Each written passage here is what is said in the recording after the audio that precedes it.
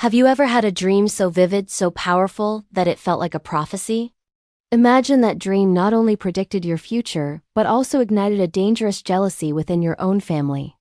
This is the beginning of the incredible story of Joseph, a tale of betrayal, hope, and divine destiny, as told in the Quran. The story starts with a simple yet profound statement. The Quran was revealed in clear Arabic so that we may understand. And through it, God narrates the most accurate of histories, stories that were previously unknown to us. Our story begins with a young Joseph approaching his father Jacob. He says, "Oh my father, I saw a truly amazing dream. I saw 11 planets, and the sun, and the moon, all prostrating before me."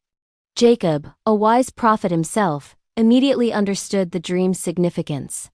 It was a vision of Joseph's future greatness, but he also sensed the danger it posed.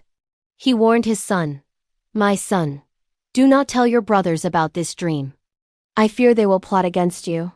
The devil is truly man's greatest enemy." He reassured Joseph, telling him that this dream was a sign of God's blessing, a promise that God would perfect his favor upon him and his family, just as he did for their ancestors, Abraham and Isaac. But jealousy had already taken root in the hearts of Joseph's older brothers. They felt their father favored Joseph and his younger brother Benjamin. They grumbled amongst themselves.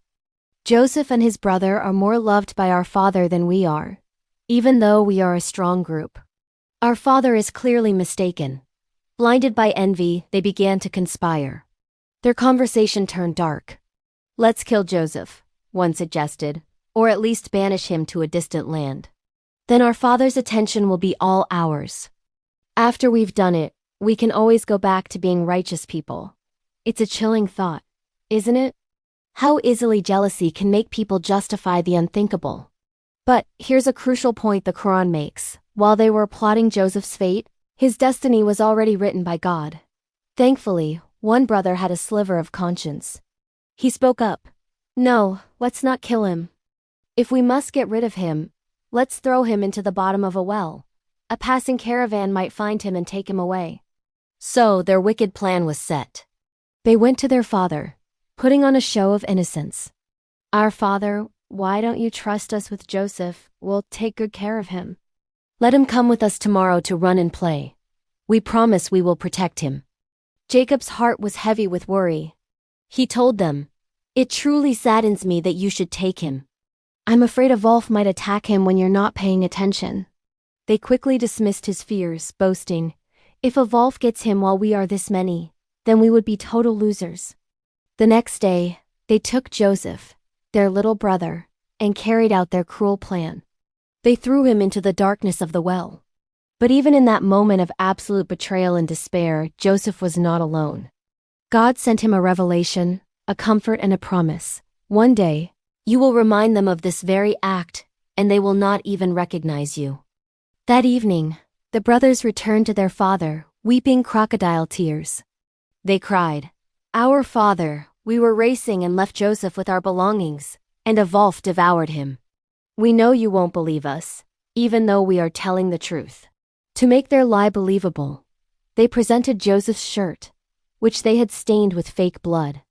But Jacob, a man of God, saw through their deception. His heart broke, but his faith remained unshaken. He said, "No, your own souls have tempted you to do this terrible thing. For me, all I can do is have beautiful, quiet patience. And it is God I ask for help against what you've described." Meanwhile, Joseph's journey was just beginning. A caravan stopped by the well. When they sent their water drawer to fetch water, he lowered his bucket and pulled it up, astonished. "What good luck!" he shouted. "Here is a boy." They took Joseph, hiding him among their merchandise, and continued on their way to Egypt. God, of course, was fully aware of everything they did. In Egypt, the brothers who had hoped to get rid of Joseph for good saw him sold for a pittance, just a few silver coins. The man who bought him, a high-ranking official in Egypt, saw something special in the boy. He told his wife, "Let's treat him well. Perhaps he will be of benefit to us, or we could even adopt him as a son." And so God established Joseph in a new land, a place where he would be given wisdom, knowledge, and the ability to interpret dreams. God's plan is always carried out, though most people may not realize it at the time. As Joseph grew into a man, he was blessed with wisdom and knowledge, a reward for his righteousness. This is just the beginning of Joseph's incredible story. A story that teaches us about patience in the face of hardship, the destructive power of jealousy, and the undeniable truth that God's plan will always prevail, no matter what schemes people might plot. Imagine being in Joseph's shoes, young, handsome, and serving in the house of a powerful official. The lady of the house, consumed by her desire for him, creates a situation where they are completely alone. She locks the doors and says, "I am all yours." This is a moment of intense pressure. But what does Joseph do? He immediately seeks refuge in God, saying, "May God protect me. He is my Lord, who gave me a good home." He knew that those who transgress never succeed.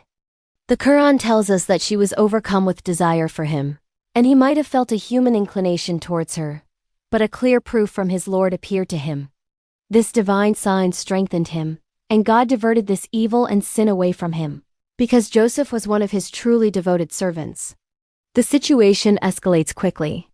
They both race to the door, and in the struggle, she rips his shirt from behind. Just as they reach the door, they find her husband standing there. Caught in the act, she immediately tries to blame Joseph. She demands, "What punishment is there for someone who wanted to harm your wife, other than prison or a painful torment?" But Joseph doesn't stay silent. He tells the truth. "She is the one who tried to seduce me." At this critical moment, a witness, a member of her own household, offers a brilliant and logical way to find the truth. He says, if his shirt is torn from the front, then she's telling the truth, and he's lying. But if it's torn from the back, then she has lied, and he is telling the truth. When the husband saw the shirt was torn from the back, he knew instantly what had happened. He turned to his wife and said, "This is one of your schemes. Indeed, your scheming is formidable." He then tells Joseph to forget the incident and tells his wife to seek forgiveness for her sin, acknowledging she was the one in error. But gossip spreads like wildfire. The women in the city started talking, saying, "The governor's wife is trying to seduce her own servant. She's deeply in love with him. She has clearly gone astray." Hearing this, the governor's wife devises a plan. She invites these women for a meal, gives each of them a knife to cut their fruit, and then calls for Joseph to enter the room. When the women saw him, they were so stunned by his beauty that they lost their senses and accidentally cut their own hands. They exclaimed, "Glory be to God! This is no man. This must be a noble angel." Seizing the moment, the governor's wife says, "See? This is the one you blamed me for. I did try to seduce him, and he refused.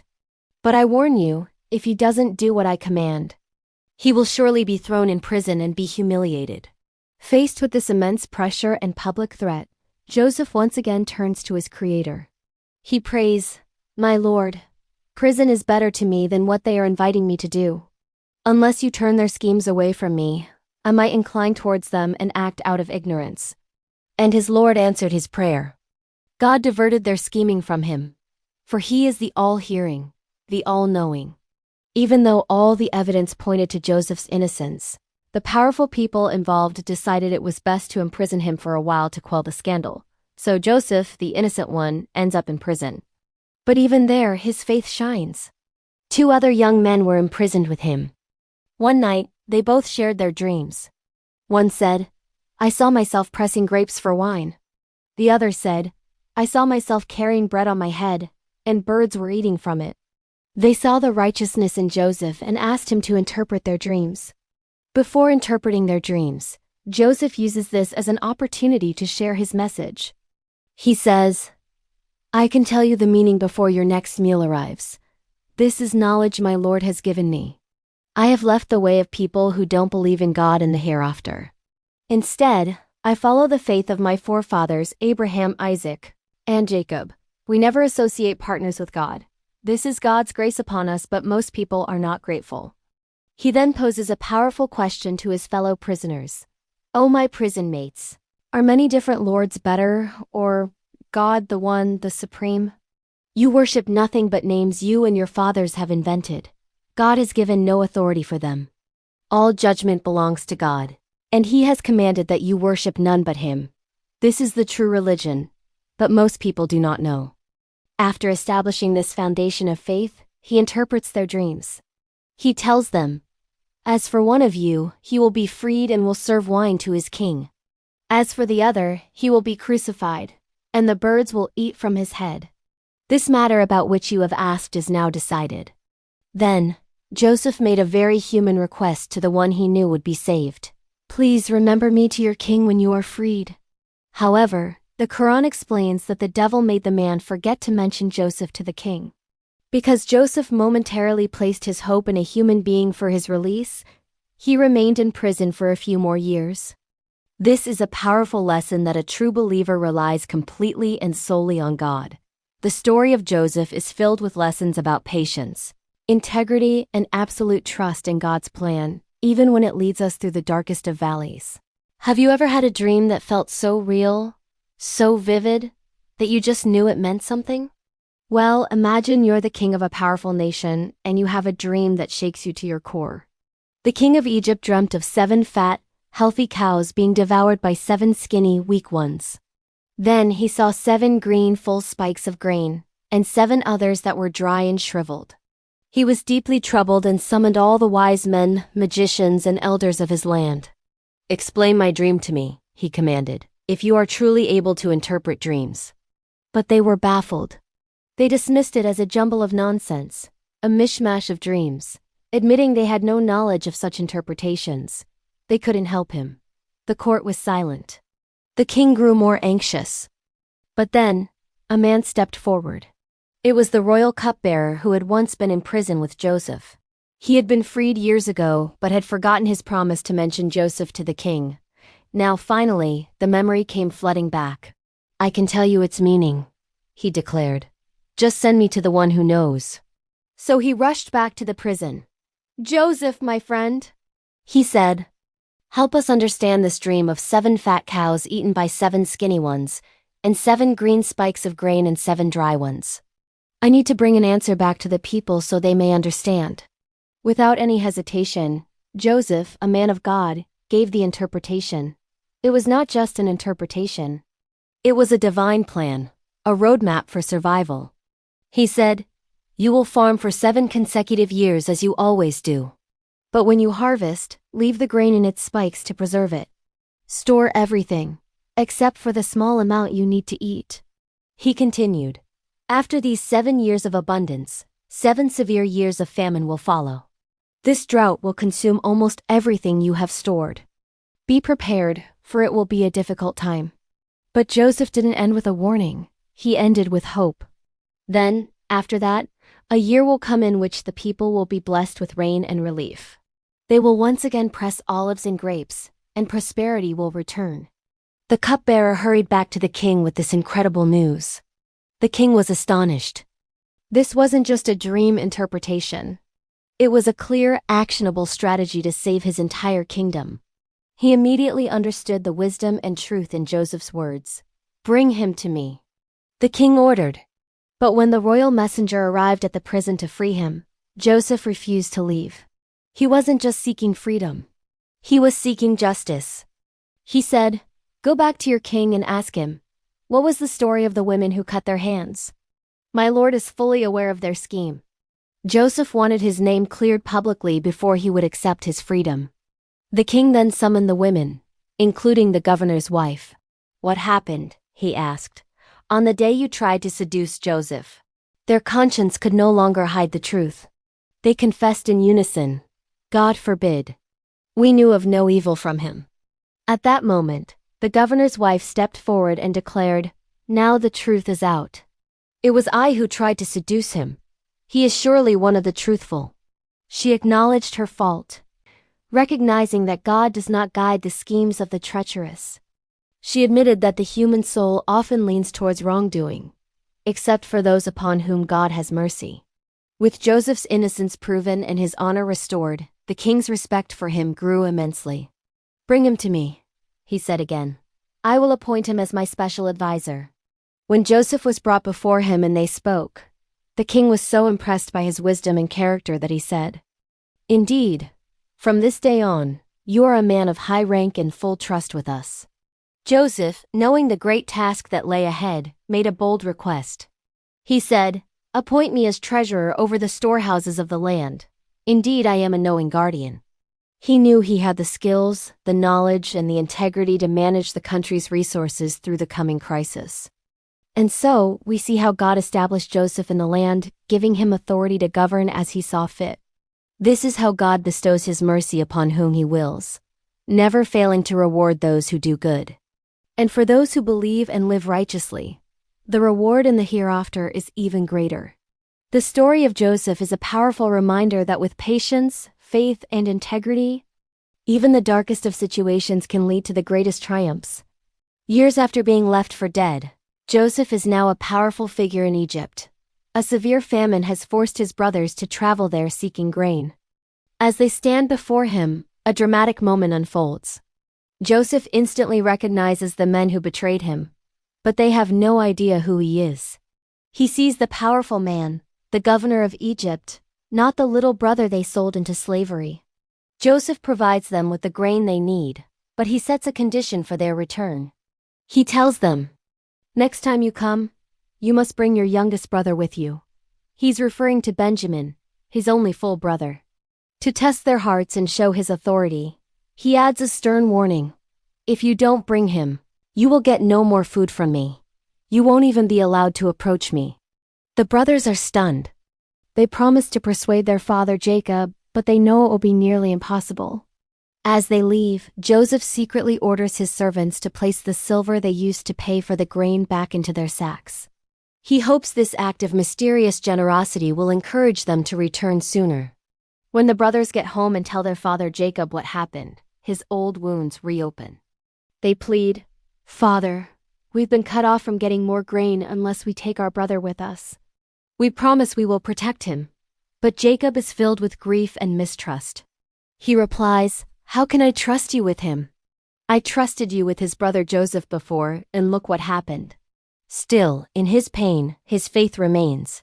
God is the best protector, and he is the most merciful. Just then, they open their sacks of grain and make a shocking discovery. The silver they paid with has been returned. They see this as a sign of good fortune. "Father, what more could we ask for?" they exclaim. "Our money was returned.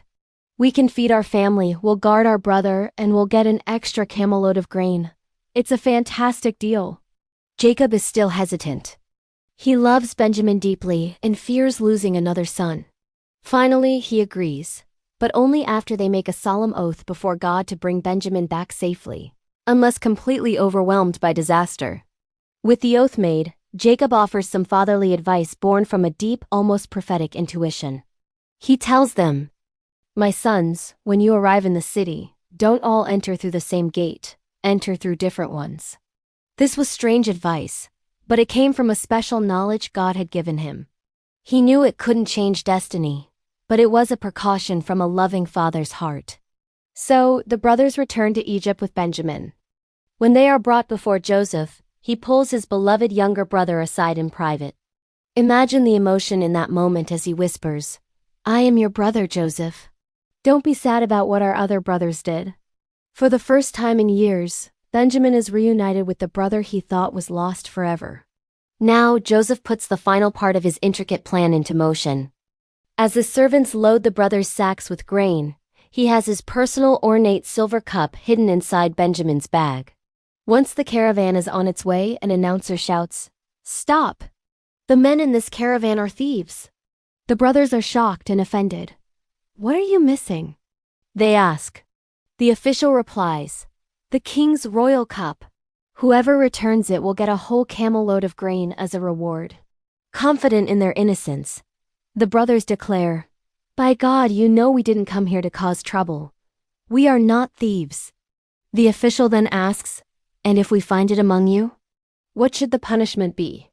The brothers, so sure of themselves, propose the law of their own people. "If the cup is found in one of our bags, then that person becomes your property. That is how we punish the guilty." The search begins. The officials check every brother's sack, one by one, building the tension. They save Benjamin's sack for last. And there, for all to see, they pull out the king's silver cup. Joseph's plan had worked perfectly. Under Egyptian law, he couldn't have detained his brother. But by their own declaration, the brothers had handed Benjamin over to him.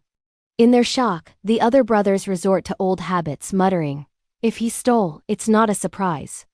A brother of his stole in the past, a cruel and false accusation against Joseph from their childhood.